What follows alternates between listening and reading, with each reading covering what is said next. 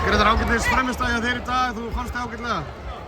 Já, það var mjög auðvelt að finna sig og það er alltaf svona vörn og svona ákjörn eins og það var í dag. Kemur alltaf heim í Haukana núna í byrjun þessa ás. Strax bara komið titill í hús. Hvernig er tilfinningin? Hún er bara geggjuð. Það var spurður að svipaði spurninga og það er bara, mann er þakklæti efst í huga að þú veist það er fyrir forréttindi eins og ég spilaði ekki, ég kom beint inn í Final Four í rauninni, skilurðu, og ég er bara svo ánægður að geta, eins og ég segi, gefið tilbaka í félag sem búið að gera svo mikið fyrir mig í gegnum allan ferilinn og sérstaklega núna síðustu 1-2 mánuði. Það er alltaf ekkert sjálfsagt að koma inn sem markmaður á miðju tímabili. Þú veist, hvernig svona fyrir 2 mánuði síðan, hvar varstu staddur þá? Það er flókin staða og ég get ekki alveg greint frá hann eins og það er núna en það var alveg vitað að staðan væri flókin fyrir 3-4 mánuðum sko og maður var svona farin að horfa í kringu sig og reyna að leita lausnum og svo bara eins og ég segi, svo eiginlega fyrir tilviljun svona 2-3 dögum áður en ég var að fara að heyra í hérna Haukunum, þá heyrðu þeir í mér og spurðu hver staðan væri og þetta bara small eins og hefur alltaf gert það mér á Haukunum. Var það svona drauma situation að koma hérna heim þegar staðinn úti var eins og hún var? Það var bara langbest í stöðunni sko og við erum búin að vera, ég og frúin í einhverjum flakki. Það búið að vera mjög erfitt. Hún er ennþá úti í Grikklandi út af því að við erum með 2 hundar sem komast ekki heim og flókið mál og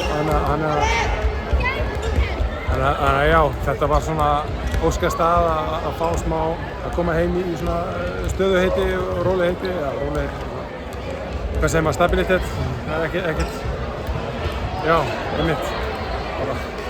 Þú varst hluti af Haukalín sem verið Íslandsmeistari síðast 2016, svo var einhver deildarmeistaratitla sem að engi mann eftir, svona uppskriftin að vera með Grétar Ara í markinu og Haukar ætla að vinna þann stóra. Það er ekki rétt. Ég var náttúrulega ekki 2014 í hópnum. Nei, þú varst 2016. Þú var Íslandsmeistari. 2016 Íslandsmeistari. Það var eitthvað klikkaðasta dæmi sem ég hef upplifað. Það var náttúrulega hendinn á, ég veit ekki hvað gömlum og já, það er auðveldara þegar maður er ungur og einhver tappa og allt það sko.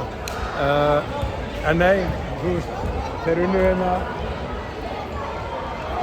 Nei, þeir voru helviti, jú þeir unnu deildina 2021 og ég meina þeir voru í úrslitunum í bikar hérna að hekja á móti hverjum var það. Það tappa með IBF í úrslitum. Einmitt, það er ekkert leyndamál að Haukarnir hafa verið svona aðeins neðar en við viljum vera, við viljum líka bara vinna alltaf. En þú veist, það er ekki uppskriftin. Við erum með yngri stráka sem eru miklu hæfileikaríkir en ég nokkuð tímann. Þurfa bara reynsluna og smá þolinmæði sko. Og við erum bara með geggjaðan hóp og ég meina við getum sagt það saman Gunnar Magg sko á fyrsta tímabilinu sínu hérna. Það þarf eiginlega bara alltaf að ganga upp til þess að vera bikarmeistari, deildarmeistari eða Íslandsmeistari. Þannig að það er ekkert þetta að setja það eitthvað 1 eða 2. Það verður kannski erfitt að landa deildarmeistaratitlum úr því sem komið er 3 umferðir eftir en þið hljótið alltaf að saxa á hann Íslandsmeistaratitil. Ég meina við hálfklúðrum því á sjálfur, við sjálfum okkur kentum það held ég. En þú veist, við erum Haukar og við berjumst alla titla sem eru hægt að berjast skilur. Þannig að já, við munum berjast fyrir því en og aftur að það bara alltaf gangi upp.